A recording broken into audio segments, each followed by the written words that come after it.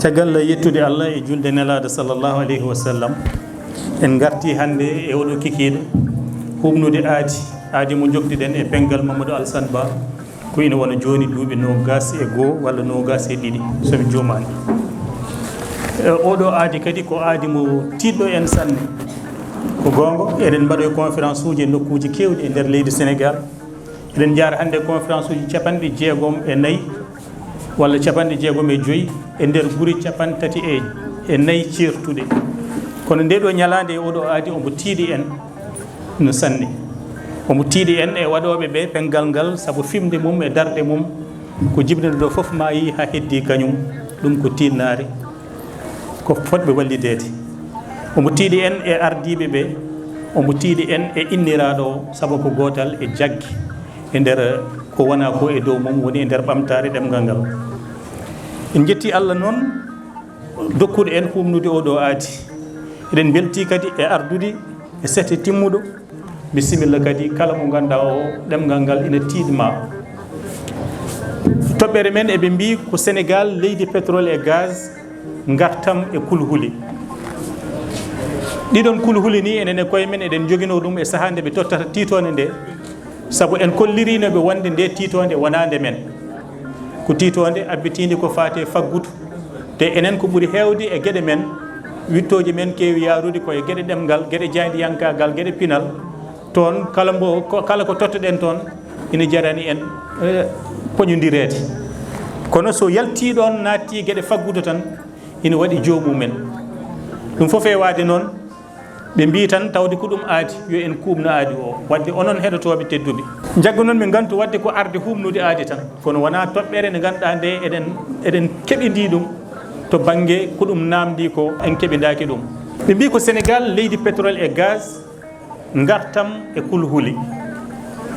Sénégal leydi pétrole et gaz tan lawimo inde leydi Sénégal nde. Ina heewi noon kadi e gueɗe mbaɗe ni,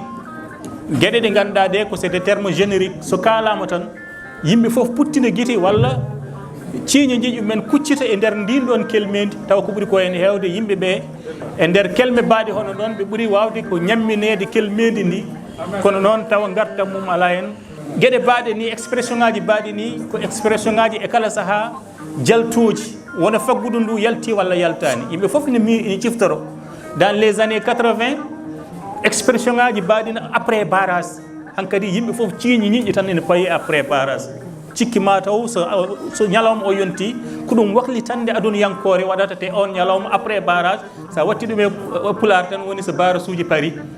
Kono noon wonno terme o e kelmedi ndin lowama natnama e nder yimɓe ɓe tan, sa renaki cikkata ma taw won lawñitande aduniyankore jogori wadde caggal ɗum. No jaggiranno ɗen après barrage ha joni en ganda beela koko ari walla koko yawti walla koko wona, jaggiren noon le Sénégal pays pétrole et gaz. So ɗum ala actere men ina wawi tajde hen. Joni noon namdal ngal ko holi gartam gonɗam hen e hol kulhuli gonɗi hen. Kono haade men nadde toon taw ina moƴƴi dartoɗen e pétrole et gaz, saabu ɗe gueɗe ɗiɗi koɗe kelme yummaji e nder nde ɗo titode nde ɓe totti en. Pétrole en galana ɗum ɗo joni helmere mbiyen ko ni fotata wiyede pular. Gaz ko hono noon. Kono tawde so en mbi pétrole et gaz yimɓeɓe fof no mbawi famde, namditoɗen tan holko woni pétrole holko woni gaz.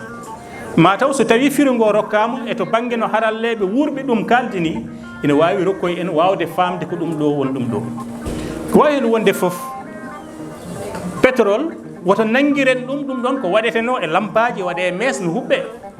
Wona on pétrole haalate so ina wiye leydi ndi ɗo kode leydi pétrole et gaz, wona ɗum haalate.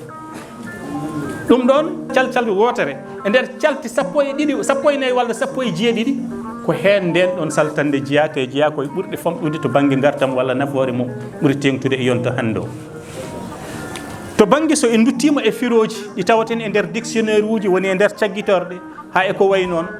wi en ko pétrole to banggue tago, pétrole et gaz ko ɓesnoje fino Allah, manam c'est des produits naturels. min waɗiri naturel o noon min firti ɗum fino Allah, mi anda ne wawi wasde wonde noon. E lowdu men woni ndelam kuɓɓam. Lowdu ndi ko molécule, e holɗum molécule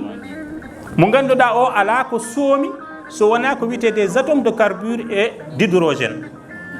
caɗele ɗe dañƴen e firo ɗeɗo kelme tan addani en namditade anduɓe ko wayno ceerno Abou Diom goomu fulo e wittu ha rokki en hunde won kelme to banggue ne fotata wiyede soɓe mbi noon tan jaɓen so wi molécule wiyete ko mollere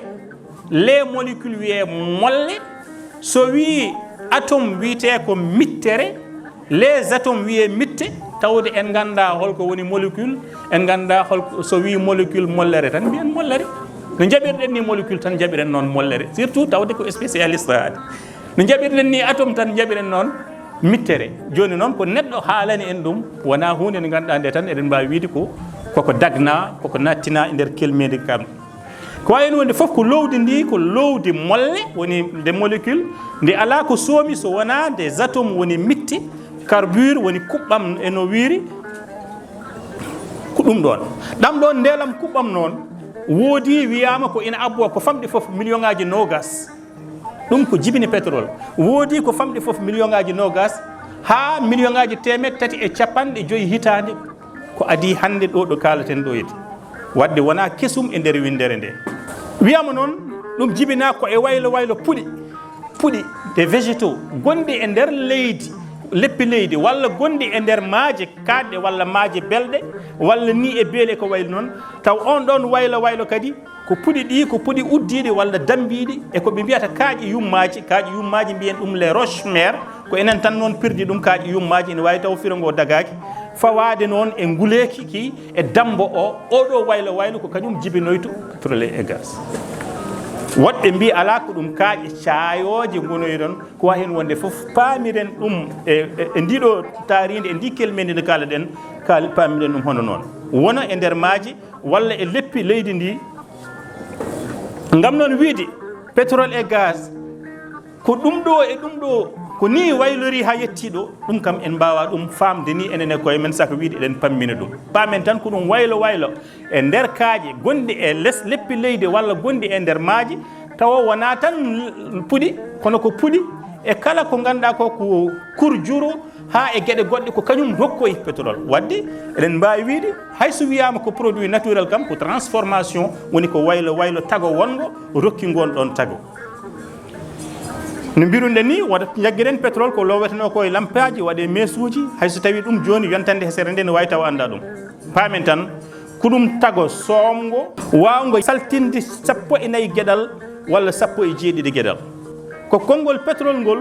yaltinta gueɗe kewɗe walla onon dérivation ko kañum yaltinta gueɗe kewɗe essence en gasoil en eko way noon eko wiyete gaz hade gaz naturel ina waɗi gaz goɗɗo jaltannoɗo e ɗum ɗon ko wiyete pétrole sen duttima e grec ɗemgal yummowal ngal yimɓe hewɓe gaskitinta kelme gadanteje wi helmere de firata ko nebam pendiɗam sen duttima e latin kañum wi ɗum ko petra wi wonde firata ko hayre tayede walla kaaƴe tayede ɗum ɗo foof ndendinen ndiɗo kelmede foof beele eɗen daña tan e kuccam mataw pétrole ko ɗum ɗo fotata wonde kono min mi wawa wiide tan ko ni taguira ko ɗum ɗo wayloto ni waylorto mi ala on ɗon kat tan hayso wonno e domaine am saka noon nde wona ko caasi walla ko iwde caasi énergie walla ko ummi e énergie mo aduna o hutorto aduna o hande ina hutoro ɗum to banggue pétrole e hitande 2021 nogas e jeenayyi piccal joyi e kala temedere caasi ɓurɗi hutorede e nder aduna o ko pétrole rewi hen ko ƴulɓe kañum ndewi hen rewi hen ko gaz aduna o ina hutoro ɗum nogas e tati e kala temedere e hitande 2022 aduna o ko hutortogum e nder hitande teskama wonde timmi ujunnaje 4 e temedde 4 e jeeɗiɗi milliards ko yaltinte gam hutorede ɗum ɗon pétrole et gaz ko caasi kuɓɓoji kono ko caasi kuuɓoji koko gasata wona ndiyam ni sa ari e maayo a ƴoogi a hattataka ndiyam ɗam kala ko ittuɗa e pétrole et gaz andu a itti ɗum iwi e moftal ngal joguinoɗa ngal firti wadde ko hunde gasore ko hunde huuɓore wona ko hesɗitinte sa itti ɗum tan yolde mum sukko hono noon hayso tawi tawate koye nder kaaƴe gonɗe e nder maaji walla nder boyli gasadi e nder maaji ɗum ɗon kadi ko gandal gongal namdi ɗum gaz o ko somdu ɗum ɗon ko wiyete mitti woni ko mbiten les atomes et les molécules woni molle ko tago kadi wiyango ngo ala mbadi mum keeridi hen sahaji ettori mbaadi ko loowi ko walla ko loowa ko walla hen sahaji kadi gaz sa wiyama noon eɗen mbawi wiide koko suyata aɗa wawi eɗen mbawi jagguirde ɗum hendu kono kadi eɗen gandi so en dambi ɗum e huɗɗo nokku hono no dambirten ɗum e butel ni hen sahaji sa wiyama wona ndiyam woni nder a yeddat pamen noon kadi gaz ina waɗi iwɗo e pétrole on mo pétrole woni yummum walla woni tanu caggal dérivation ngaji ɗi kalɗen ɗi kono kadi ina waɗi gaz naturel mo ganduɗa o kañum ko noon jibinira hono no pétrole jibinira ni e nder kaaƴe helmere gaz nde noon e nder kelmede tubakoɓe nde hutora tan koye 17e siècle woni niwiri sappo e jeeɗiɓiri kono noon helmere nde heeɓi firo wongo hono firo hande ngo hutortoɗen gaz o heeɓi ɗum koye 18e siècle pétrole et gaz e sénégal leydi pétrole et gaz ko adi foof jiitugol mum woto cikken koko hesɗi e nder sénégal ɗum waɗi ko wiyete ko après barrage jagguiren noon tan sénégal pétrole et gaz